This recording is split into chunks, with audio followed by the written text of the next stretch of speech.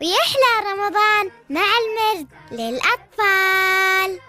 عالمة كانت في الماضي في الطب وأشياء أكثر، قد كانت أيضا فاضلة والعلم بها خيرا أثمر.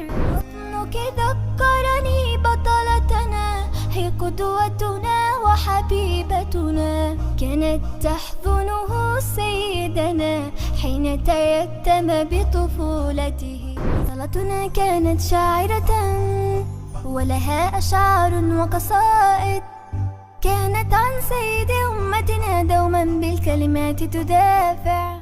كان أباها شرادا حارب في وجه الإسلام، إخوتها أيضا أذوها ومضت أعوام. كنيتها في الناس اشتهرت، حارسة القرآن فعرفت. صائبة كانت قوامة وأمينة سر يسارا، وتربى في بيت أبيها طفلا خير الخلق محمد. كانت تدفع عنه قريشا حين دعا للرب الأوحد. كان رسول الله محمد مع صاحبه وسط الغار، كانت تذهب دون تردد، لم تخشى تلك الأخطار. تلك المرأة وهبت حبا أبناء للمولى زهرا، كل شهيد منهم لاقى رب العزة وبه ترقى.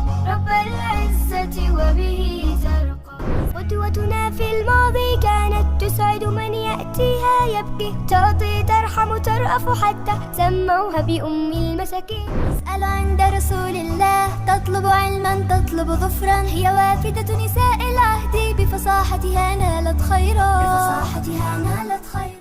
يانا فوازير أتيناكم بها لغزة، فمن منكم يجاوبنا ويسمعنا لها حلا.